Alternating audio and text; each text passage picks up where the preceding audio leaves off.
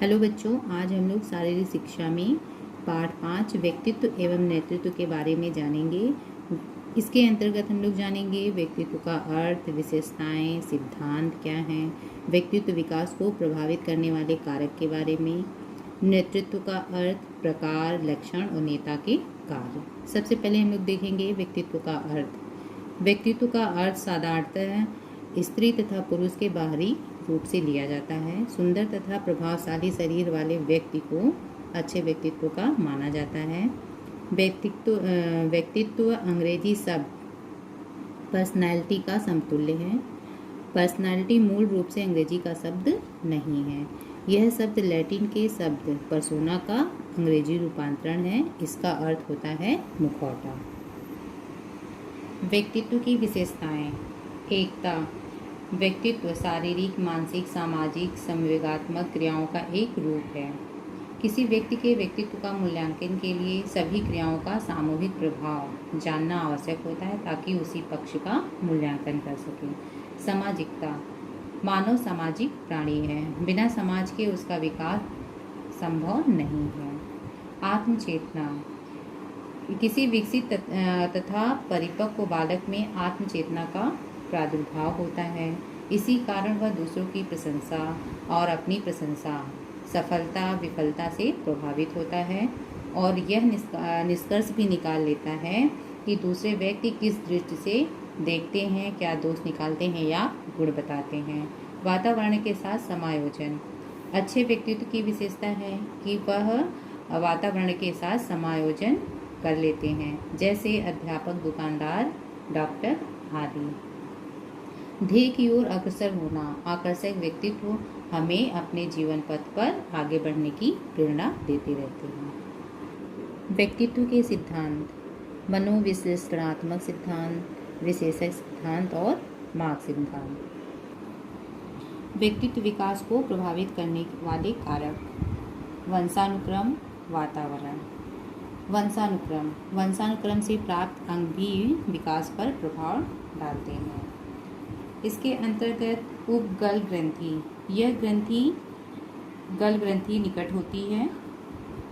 आवश्यकता से अधिक क्रियाशील होने पर व्यक्ति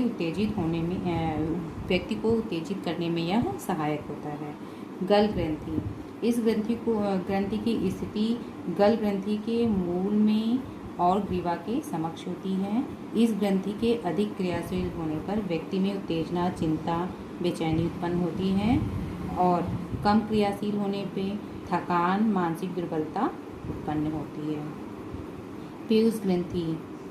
पोष ग्रंथि मस्तिष्क में स्थित होती है और समस्त प्राणी विहीन तंत्रों के कार्यों को नियंत्रित करती है। इसकी प्रारंभ से ही सक्रिय होने पर बालक लंबा हो जाता है और इस ग्रंथि की सक्रियता के अभाव में व्यक्ति शारीरिक एवं यौन विकास उचित रूप से नहीं हो पाता। यौन एवं प्रजनन ग्रंथियाँ। यह ग्रंथियाँ यौन अथवा प्रजनन ग्रंथियों से संबंधित विशेषताओं को परिलक्षित करती हैं। उपवृक्क ग्रंथियाँ। यह दो भागों में विभक्त होती हैं, बाह्य एवं आंतरिक। इस ग्रंथि के बाह्य भाग आवश्यकता से कम सक्रिय होने पर व्यक्ति जो है चिड़चिड़ा, उदास एवं दुर्बल हो जाता है और आंतरिक भाग के कम क्रियाशील रहने पर व्यक्ति संवेगात्मक परिस्थितियों में सामंजस्य नहीं कर पाता है। वातावरण। व्यक्ति के व्यक्तित्व को वातावरण अधिक सीमा तक प्रभावित करता है। सामाजिक कारणों में यह सभी तत्व आ जाते हैं जो वातावरण में होते हैं। यह परिवार, पड़ोस, स्कूल तथा समुदाय के रूप में हो सकते हैं। परिवार का प्रभाव। परिवार वह संस्था है जहां बालक की आंखें खुलती हैं और व्यक्तित्व के विकास का प्रथम चरण प्रारंभ होता है और व्यक्तित्व को प्रभावित करने वाले कारकों में परिवार का महत्वपूर्ण स्थान होता है। संयुक्त परिवार व्यवस्था। संयुक्त परिवार विकास में सहायक होते हैं। इसके विपरीत संयुक्त परिवार व्यवस्था कभी कभी अनुशासनहीनता के लिए भी उत्तरदायी होते हैं। बालक के व्यक्तित्व में उचित विकास के विपरीत आज्ञाएं मिलती हैं तो वह बौखला जाता है। माता पिता के पारस्परिक संबंध। बालक के व्यक्तित्व में सर्वांगीण विकास के लिए माता पिता का मिला जुला प्यार आवश्यक होता है। तनावपूर्ण पारिवारिक वातावरण में बालक का व्यक्तित्व भय से युक्त होता है। ऐसे परिवार जिनमें तलाक हो गया हो व्यक्तित्व के समुचित विकास के लिए सही स्थल नहीं माने जाते। जन्म क्रम का भी प्रभाव व्यक्तित्व विकास पे पड़ता है। सबसे छोटा बालक लाड प्यार व देखरेख में के कारण वह अधिक जिद्दी और स्वेच्छाचारी हो जाता है और सबसे बड़ा बालक कुछ अवस्थाओं में निरंकुश हो जाता है, जो कभी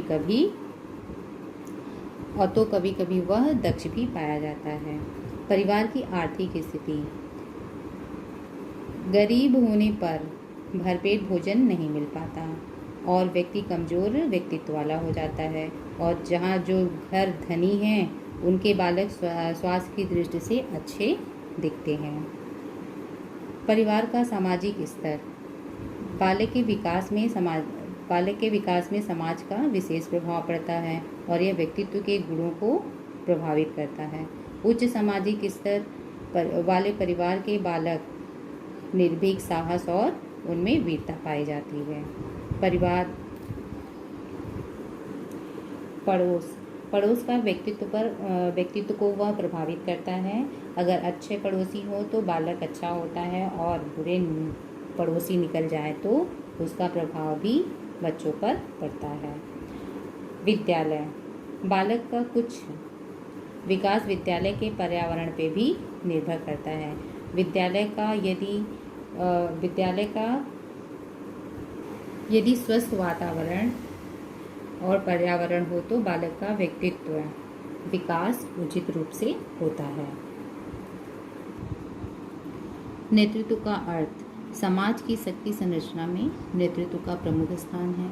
प्रत्येक समाज की शक्ति संरचना में कुछ ऐसे व्यक्ति होते हैं जो लोगों को प्रोत्साहित करते हैं, प्रेरणा देते हैं, मार्गदर्शन करते हैं अथवा लोगों को क्रिया करने के लिए प्रभावित करते हैं। ऐसी क्रिया को हम नेतृत्व और ऐसे व्यक्तियों को हम नेता कहते हैं। नेता के प्रकार। ठीक है। प्रत्यक्ष और अप्रत्यक्ष नेतृत्व। प्रत्यक्ष नेतृत्व में नेता का अपने समूह के प्रत्यक्ष संबंध होता है।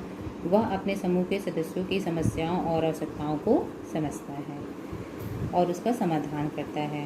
अप्रत्यक्ष नेतृत्व में नेता अपने अनुयायियों के साथ प्रत्यक्ष संबंध नहीं होता है, परंतु वह अपने विचारों से लोगों को प्रभावित करता है। सपक्षी और वैज्ञानिक नेतृत्व। सपक्षी नेता अपने समर्थकों के पक्ष में कार्य करता है और दूसरों के सामने वह अपने समूह की अच्छाइयों की चर्चा करता है और बुराइयों की नहीं करता। वैज्ञानिक नेतृत्व सत्य और न्यायप्रियता पर आधारित होता है और इस प्रकार का नेतृत्व अपने समर्थकों की अच्छाइयों और बुराइयों दोनों की चर्चा करते हैं। सामाजिक, अधिशासी व मानसिक नेतृत्व। सामाजिक नेतृत्व में नेता सार्वजनिक एवं सामाजिक कार्य करता है। इस प्रकार के नेतृत्व में समर्थकों का समर्थन प्राप्त होता है।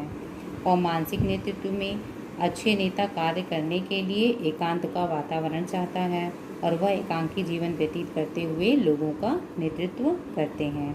स्वेच्छाचारी, पैतृक व प्रजातांत्रिक नेतृत्व। स्वेच्छाचारी नेता अपने मनमाने ढंग से नेतृत्व करता है। वह अपने अनुयायियों की इच्छा और अनिच्छा को महत्व नहीं देता। पैतृक नेतृत्व से नेता समर्थकों के लिए पिता समान होता है और पिता के समान वह अपने अनुयायियों की सुख सुविधाओं तथा कठिनाइयों आदि का वह ध्यान रखता है। प्रजातांत्रिक नेता जो है जनता की इच्छा अनुसार कार्य करता है। नेतृत्व विशेषज्ञ। इस प्रकार के नेतृत्व में संत, पैगंबर, विशेषज्ञ, स्वामी या मालिक आदि आते हैं। तो संत लोग ईश्वर भक्ति और अपने पवित्र जीवन द्वारा लोगों को आकर्षित एवं प्रभावित करते हैं। पैगंबर लोग अध्यात्मवाद में विश्वास करते हैं और जो है मालिक लोग चतुराई के कारण दूसरे लोगों को अपनी ओर आकर्षित करते हैं। नेतृत्व के लक्षण या व्यक्तित्व विशेषताएं। एक नेता के लिए अच्छे कद का होना, व्यक्तित्व समन्वय तथा समायोजन होना, रंग रूप और वेशभूषा का ज्ञान होना, प्रभुत्व, कल्पना, संकल्प शक्ति, बुद्धि, सामाजिकता, दैहिक गुण, परिवर्तनशीलता आदि उसके अंतर्गत उनकी विशेषताएं आती हैं। नेता के कार्य प्राथमिक कार्य हैं और गौण कार्य। प्राथमिक कार्य में अधिशासी कार्य है। नेता अपने समूह की नीतियों तथा कार्यक्रम बनाता है और सदस्यों को उन्हें पूरा करने के लिए निर्देशित करता है और निगरानी भी रखता है। समूह का प्रतिनिधित्व। नेता बाहर के लिए समूह के प्रतिनिधित्व के रूप में कार्य करता है। योजना बनाना। नेता अपने समूह या संगठन के लिए विभिन्न प्रकार की छोटी बड़ी योजनाएं बनाता है। विशेषज्ञों का कार्य करना। नेता को बहुत बार विशेषज्ञ के रूप की भूमिका निभानी पड़ती है। यदि समूह में तनाव है या कोई खटपट है तो उस समस्या का समाधान वह का कार्य करने की जिम्मेदारी नेता के ऊपर होती है। पुरस्कार तथा दंड का प्रबंध। नेता लोगों के अच्छे कार्यों के लिए पुरस्कृत और खराब कार्यों के लिए दंडित करने का कार्य भी करता है। आंतरिक संबंधों को नियंत्रित करना। नेता सदस्यों में समन्वय स्थापित करता है, उनके मतभेदों को दूर करता है। वह आंतरिक गतिविधियों पर पूरी नज़र रखता है। गौण कार्य। आदर्श की भूमिका। प्रत्येक नेता समूह के लिए आदर्श व्यक्ति की भूमिका निभाता है। वह उचित या अनुचित का निर्धारण करता है। वह सही मार्ग पर चलकर दूसरे को चलने के लिए प्रेरित करता है। व्यक्तिगत उत्तरदायित्व का विकल्प। कभी कभी नेता को समूह के सदस्यों के उत्तरदायित्व का निर्वहन करना पड़ता है। और समूह का प्रतीक। नेता समूह के प्रतीक के रूप में कार्य करता है। इसके लिए वह समूह के चिन्हों एवं पहचानों को भी धारण करता है। वह समूह का झंडा, बैनर, टोपी, गणवेश, बैज आदि पोशाक को धारण किए रहता है। विचारधारा का निर्धारण। नेता समूह के नियम, आदर्श, मूल्य एवं मानक आदि का भी निर्धारण करता है। बलि का बकरा बन जाना।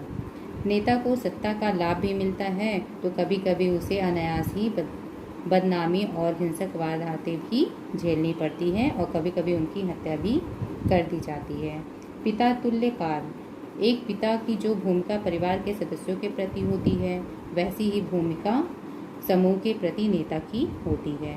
वह सदस्यों की देखभाल करता है, समस्याओं का निर्धारण करता है। बच्चों, इसी के साथ यह चैप्टर ख़त्म हो रहा है। धन्यवाद।